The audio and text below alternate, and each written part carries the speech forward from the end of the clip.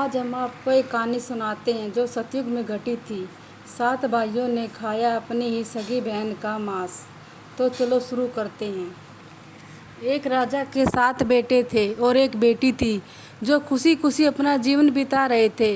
7 भाई बहनों में इकलौती छोटी बहन बहुत ही शांत स्वभाव की थी, आज्ञाकारी एवं संस्कारी थी। उनमें सबसे बड़े भाई का विवाह हो चुका था। 7 भाइयों में सबसे छोटा भाई एक आंख से अंधा था। छोटे भाई के दिल में अपनी इकलौती बहन के लिए बड़ा प्यार एवं लगाव था। एक दिन बड़े राजकुमार एवं पत्नी और अपने छोटे भाइयों को साथ लेकर अपने खेतों में काम करने चले गए। चूँकि उस जमाने में खेती बाड़ी आपसी सहयोग से हुआ करती थी, सभी लोग खेतों में काम करने जाने से पहले अपनी छोटी बहन को खाना बनाने का आदेश देकर घर से निकलते थे। 7 राजकुमार की बहन अकेले घर पर खुशी खुशी सबके लिए खाना बनाने के लिए जंगल से सरोटी साग को तोड़ कर लाती और बड़े प्यार से सरोटी साग की सब्जी बनाने से पहले बैठी सब्जी फल आदि काटने का औजार से साग को काटने लगती। इसी दौरान वह अपनी उंगली भी काट बैठती है और रक्त की एक तेज धार निकलने लगती है, जिससे उसका पूरा हाथ खून खून हो जाता है। तब राजकुमारी सोचने लगती है कि क्या करूं, अगर घर के दीवार में खून को पोंछूंगी तो भैया देख लेंगे और चिंता करेंगे, और यदि अपने कपड़ों में पोंछूंगी तो भाभी खून लगा कपड़ा देखकर माहवारी समझ खाना नहीं खाएगी। राजकुमारी इस डर से सब्जी पकाने वाले साग में सारा खून पोंछकर खून को बहने से रोकती है, फिर इसी खून लगे साग को सब्जी बना देती है। जब उसके सारे भाई और भाभी अपने खेतों से लौटते हैं तो छोटी बहन हमेशा की तरह सभी के लिए साफ थाली में खाना और मिट्टी के लोटे में पानी पीने के लिए देती है, और सभी एक साथ खाना खाते हैं और पके हुए साग को खाकर खाने की जमकर तारीफ करते हैं। और वे सब अपनी बहन से पूछते हैं कि बहन, तुम्हारे द्वारा बना हुआ यह साग बहुत बार खाया है, परंतु आज की बनी सब्जी का स्वाद बहुत ही अद्भुत लगा। बताओ ना, कैसे और क्या क्या मिलाकर तुमने इतना स्वादिष्ट सब्जी बनाई है। पहले तो राजकुमारी डर से सहम गई कि कहीं भाइयों को पता न चल जाए कि मेरे हाथ की उंगली कट गई है। फिर वह थोड़ा सोचकर बोलती है कि नहीं, कुछ नहीं भैया, जैसा हमेशा की तरह सब्जी पकाती हूँ वैसे ही तो बनाई है। राजकुमारी अगले दिन 7 भाइयों के अनुरोध पर फिर से एक बार वही छाता साग की सब्जी बनाती है, परंतु भाइयों को पिछले दिन के जैसा स्वाद नहीं मिलता है। फिर ऐसा अनुरोध 3-4 बार हुआ, लेकिन खून लगे साग का स्वाद उनके मन मस्तिष्क से उतर ही नहीं रहा था। असली जानने की जिज्ञासा 7 भाई और भाभी ने उससे उस दिन के खाना बनाने का तरीका जानने की जिद करने लगे।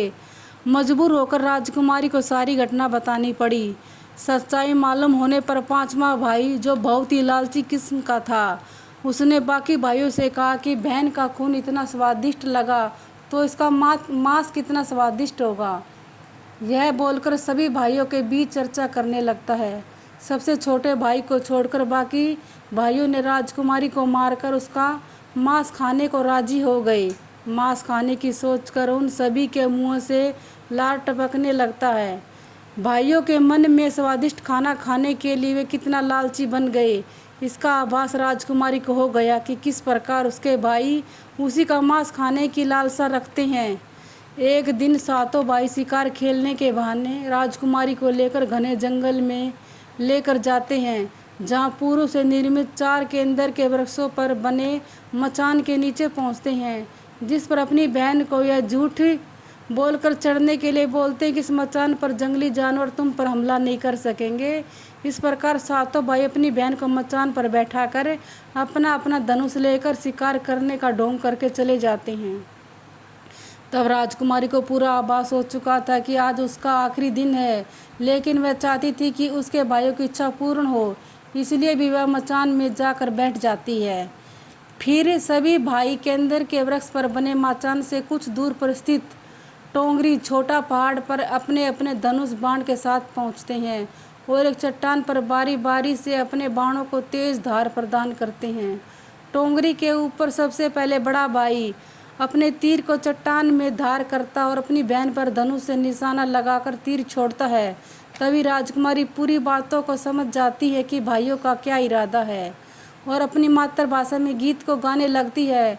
बिंदु बिंदु दादा छाती ताइक ताइक, अर्थात जान से मारना ही है दादा साहब तो तीर को सीधे मेरी छाती में वार करो, इधर उधर तीर क्यों चला रहे हो।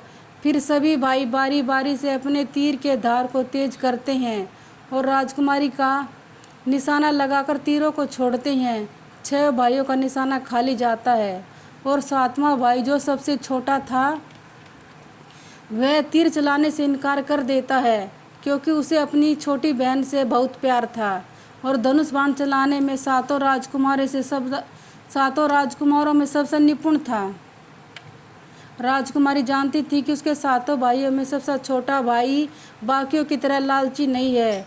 6 भाई छोटे भाई पर पूरा दबाव डालते हुए आदेश देते हैं कि अगर वह तीर नहीं चलाएगा तो बहन की तरह उसे भी मार देंगे। फिर छोटा राजकुमार उदास मन के साथ तीर को थोड़ा ही धार कर दूसरी दिशा में तीर को छोड़ने की कोशिश करता है और तीर को धीरे से छोड़ता है। राजकुमारी इस बार की तरह हर बार भी वही गीत गाती है, बिंदु बिंदु दादा छाती ताइक ताइक। इतने में छोटे भाई का तीर सीधे राजकुमारी के सीने को भेद देता है और राजकुमारी की आत्मा शरीर से अलग हो जाती है और उसकी आत्मा उसी स्थान पर भटकने लगती है। तभी वह देखती है कि उसके शरीर का मांस खाने के लिए उसके भाई कैसे लालच करते हैं और सबसे छोटे राजकुमारी को ज़बरदस्ती मारपीट कर उसके शरीर को काटने का आदेश देते हैं। बहन के मांस को पकाने के लिए बहुत सारी सूखी लकड़ी लाने के लिए छोटे राजकुमारी को जंगल भेज देते हैं। छोटा भाई जंगल में खोज खोज कर ढेर सारी लकड़ी जमा करता है और सोचता है कि कैसे इतना सारा लकड़ी को लेकर जाऊंगा। दादा जो रस्सी दिए हैं वो अभी 7 टुकड़ों में दिए हैं, इससे जोड़ने पर भी एक रस्सी इन लकड़ियों को बांध नहीं पाएगी। देर होने के डर से राजकुमार उदास होकर रोने लगता है और उसके आंखों से आंसू धरती में गिरने लगते हैं। वह अपनी बहन को याद करके रो ही रहा था कि तभी एक नाग देवता वहाँ आते और पूछते हैं कि क्यों रो रहे हो राजकुमार। वह इधर उधर देखता है कि किंतु कोई भी नज़र नहीं आता। फिर राजकुमार को नाग देवता दिखते हैं और राजकुमार नाग देवता को अपनी पूरी आपबीती सुनाते हैं। फिर नाग देवता उससे कहते कि मैं रस्सी की भांति लिपट जाता हूँ और तुम जैसे ही लकड़ी वहाँ रखोगे मैं धीरे से निकल जाऊँगा। और राजकुमार ऐसा ही करता है। सभी बड़े भाई यह देख कर चकित रह जाते कि कैसे उनका छोटा भाई रस्सी के 7 टुकड़े होने के बाद भी जंगल से इतनी सारी लकड़ी लेकर आता है। तत्पश्चात वे लोग अपने छोटे भाई को भी पानी लाने के लिए घड़े में 7 छेद कर भेज देते हैं। छोटा राजकुमार पानी लाने के लिए एक डांडी छोटा कुआं में जाता है और घड़े में पानी भरता है, परंतु उसमें छेद होने के कारण सारा पानी गिर जाता है और राजकुमार वहीं बैठकर सोच सोच कर रोने लगता है कि बिना पानी के वापस जाऊंगा तो बड़े भैया मुझको मारेंगे। यह सारी घटना को डांडी में मेंढक, केकड़ा और मछली सब सुन रहे थे। वे तीनों राजकुमार को रोता देखकर पूछते हैं कि क्यों रो रहे हो। फिर राजकुमार उन्हें अपनी आपबीती को विस्तार से बतलाता है और कहता है कि मैं अपनी प्यारी बहन के शरीर का मांस कैसे खा सकता हूँ, मैं नहीं खाऊंगा तो बड़े भैया लोग मुझे मारेंगे।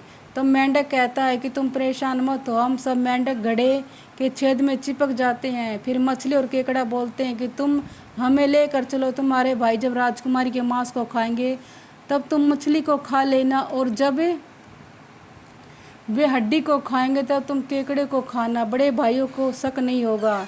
फिर राजकुमार ने बिल्कुल वैसा ही किया जैसे केकड़े और मछली ने कहा था। रात को जब राजकुमारी का पका हुआ मांस खाने को परोसा गया तब बड़े भाई ने छुपा कर वह मांस को दीमक के टिएले में डाल देता और उसमें बीतने पर वहाँ बांस का एक बड़ा सा झुंड उगता है। इस घटना के वर्षों बाद एक भीख मांगने वाला जोगी उसी बांसोदा के पास से गुजर रहा था और वह सुंदर सुंदर बांस के बुदा को देखकर सोचता है कि अगर इतने सुंदर बांस से केंद्राबाद यंत्र बनाया जाए तो कितना सुरीला धुन निकलेगा। उसी क्षण बांस से आवाज़ आती है, ना ना काट रे जोगी, ये तो लागे भैया रोपल बांस। जोगी फिर भी बांस को काटता है। जोगी इसी उद्देश्य से एक मोटा बांस का टुकड़ा काट कर ले जाता है कि इस बांस की आवाज़ इतना सुंदर है, यदि कंदरा बनाएंगे तो कितनी सुंदर आवाज़ निकलेगा। और जोगी इस बांस से एक सुंदर केंद्रा का निर्माण करता है।